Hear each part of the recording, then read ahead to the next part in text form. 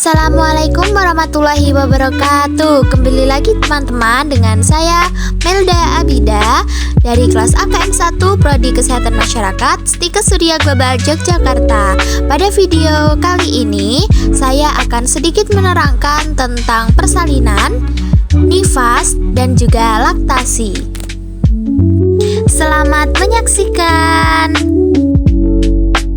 Baik teman-teman, di sini sudah terdapat gambar proses melahirkan atau persalinan yang terdapat 4 tahap, yaitu A, B, C, dan D. Bisa dilihat pada tahap A atau tahap avancement awal atau penipisan awal, serviks itu mulai menipis dan sedikit membuka. Kemudian pada kepala bayi itu mulai menekan serviks akibat kontraksi rahim yang menjadi pemicu proses penipisan ini. Dan di sana serviks masih dalam kondisi sempit. Kemudian lanjut pada tahap B, yaitu tahap dilatasi awal. Serviks semakin membuka dan pembukaan mencapai beberapa sentimeter, memungkinkan kepala bayi mulai bergerak turun ke saluran lahir. Kontraksi rahim semakin kuat dan teratur pada tahap B ini. Kemudian tahap C, yaitu dilatasi lanjutan. Serviks hampir mencapai pembukaan penuh sekitar 10 cm. Kepala bayi itu lebih dekat ke saluran lahir dan siap untuk proses persalinan aktif. Fase ini adalah fase di mana puncak intensitas kontraksi. Tahap yang terakhir yaitu tahap D atau persalinan aktif. Nah, serviks di sini telah membuka sepenuhnya, yaitu 10 cm. Bayi mulai keluar melalui saluran lahir. Pada tahap ini, ibu biasanya mulai mengejan untuk membantu melahirkan bayinya.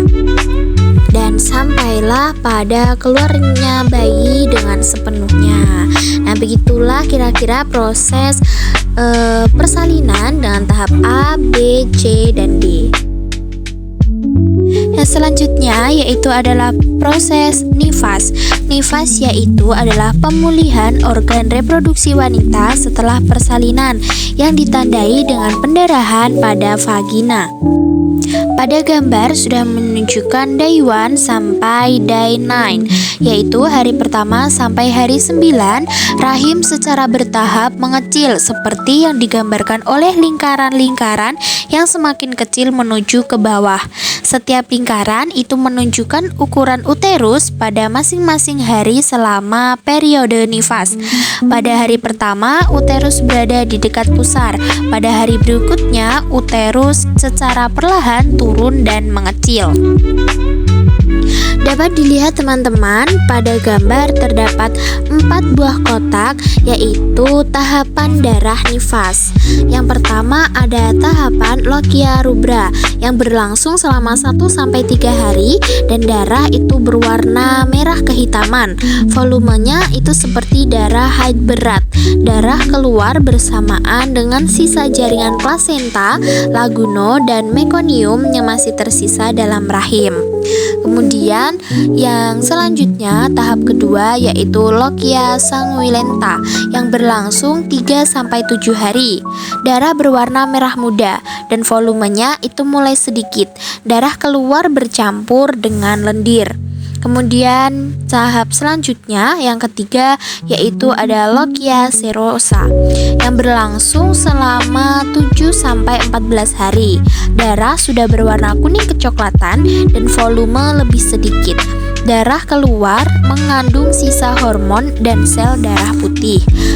Kemudian tahap yang keempat atau tahap yang terakhir dari tahapan darah nifas yaitu lochia alba berlangsung lebih dari 14 hari yang berwarna putih bening dan merupakan tahap pemulihan. Nah, cairan yang keluar itu mengandung selaput lendir serviks dan juga serabut jaringan yang mati. Dan begitulah tahapan-tahapan darah nifas pada proses nifas terjadi. Yang selanjutnya yaitu proses laktasi atau menyusui. Mekanisme kerja proklin dan oksitosin itu dimulai ketika bayi merasa lapar, kemudian diberikan payudara oleh ibunya. Instingnya akan mencari sumber makanan dari payudara.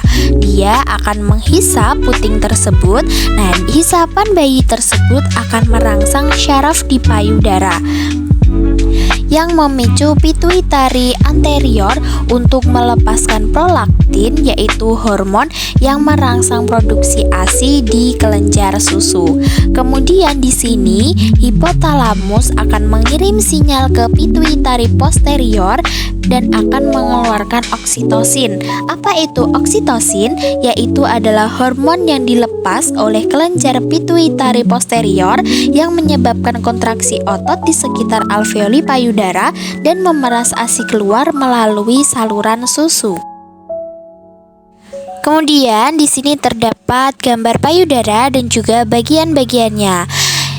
Yang pertama ada dinding toraks, yaitu bagian tulang belakang dan tulang rusuk yang mendukung payudara atau menopang payudara.